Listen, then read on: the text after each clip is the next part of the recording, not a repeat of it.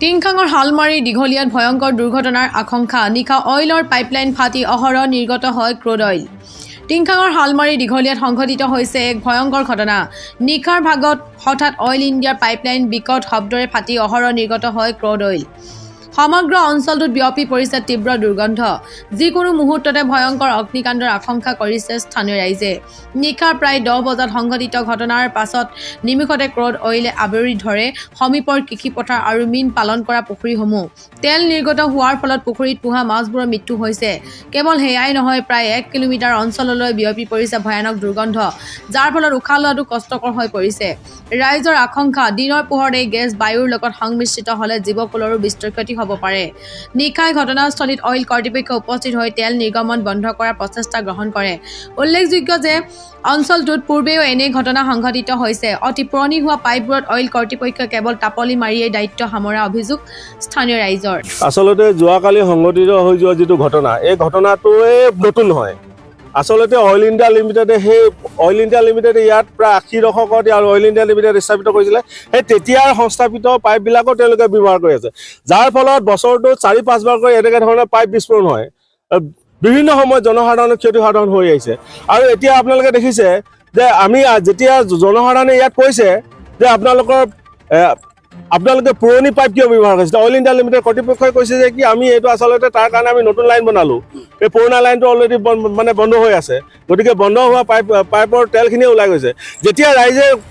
বিষয়টো উত্থাপন কৰাৰ লগে লগে দুইফালৰ পৰা যেতিয়া বন্ধ কৰি দিলে বন্ধ হৈ যোৱাৰ পাছত তেলৰ মানে যিটো গতি যিটো 40-60 পৰা 60 কিলোমিটাৰ দূৰত্বলৈকে যিটো তেল মানে উফৰি পৰিছিলে ফোন কৰাৰ লগে লগে বন্ধ হ'ল যদি বন্ধ কৰিব পাৰিলে তেতিয়াহ'লে যদি ব্লক পাইপ হয় তেওঁলোকে যদি অব্যৱহৃত পাইপ হয় তেন্তে বন্ধ কৰাৰ লগে লগে তেলৰ মানে গতিবেগটো কেনেকৈ বন্ধ হ'ল গতিকে এইটো এটা সন্দেহজনক কথা গতিকে আমি ইয়াৰ ওপৰত এটা উচিত তদন্ত হ'ব লাগিব আৰু দ্বিতীয় কথা যে এই অইল ইণ্ডিয়া লিমিটেডে তেওঁলোকে সৰবৰাহ কৰিছে ঠিকেই কৰি আছে কিন্তু ইয়াত অইল অধিকৃত এলেকাৰ মানুহে অইল অধিকৃত এলেকাৰ মানুহে ইয়াত এই মানুহখিনিয়ে অইলৰ পৰা কোনো ধৰণৰ লাভান্বিত হোৱাই নাই তেওঁলোকে নিজৰ ভৰিৰে থিয় দি তেওঁলোকে আজি তাৰিখত জীৱন জীৱিকা কৰি আছে য'ত মানে অইল ইণ্ডিয়াৰ এই ৰাস্তাটোৰ বা এই পাইপখিনি সমীপত থকা তেওঁলোকে পথাৰৰ পৰা আৰম্ভ কৰি পুখুৰী খান্দি তেওঁলোকে মাছ পালন কৰি তেওঁলোকে আজি জীৱনটো মানে প্ৰতিপালন কৰা তেওঁলোকে চিন্তা চৰ্চা কৰিছে আৰু এই যিবোৰ বছৰ ধৰি প্ৰতিপালন কৰি অহা এই পুখুৰীবিলাক তেওঁলোকে তেল ভৰাই তেওঁলোকে লাখ টকা ইয়াত মানে ক্ষতিসাধন কৰিছে গতিকে এই ক্ষেত্ৰত এটা উচিত তদন্ত হ'ব লাগিব তেওঁলোকে অইল ইণ্ডিয়া লিমিটেডৰ চৰজমিন তদন্ত কৰক ইয়াত জীৱ জন্তু অনিষ্ট হৈছে মানে পৰিয়ালৰ যিটো সপোন সেই সপোনটো সাকাৰ হৈছে সাকাৰ সপোনবিলাক তেওঁলোকে মানে উচিত ক্ষতিপূৰণ দিব লাগিব এইটো আমাৰ দাবী আমি ৰাইজৰ দাবী আৰু তৃতীয় কথা এই যে অইল ইণ্ডিয়া লিমিটেডৰ এই চাৰিওকাষে আজিৰ তাৰিখত অইল ইণ্ডিয়া লিমিটেডৰ অতি কৌশলগতভাৱে এই অইল ইণ্ডিয়া লিমিটেডক সুৰক্ষা দিয়াৰ নামত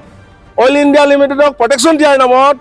ইয়াত মানে অইল অধিকৃত এলেকাৰ নিবনুৱাসকলক তেওঁলোকে নিৰাপত্তাৰ দায়িত্ব দি ৰাখিছে কিন্তু আটাইতকৈ দুৰ্ভাগ্যজনক কথা অতি কৌশলগতভাৱে এই অইল ইণ্ডিয়াৰ কোটি কোটি টকাৰ সম্পত্তি এই অইল অধিকৃত এলেকাৰ নিবনুৱাসকলক VDPৰ নাম দি যাক মানে আমি গাঁওৰক্ষী বাহিনী বুলি কওঁ VDPৰ নাম দি 100 টকাৰ বিনিময়ত তেওঁলোকে 24 ঘণ্টা ডিউটি কৰাৰ তেওঁলোকে এটা ষড়যন্ত্ৰ কৰি আছে গতিকে যেতিয়া ইয়াত পাইপ ফুটিলে তেতিয়া লগে লগে এই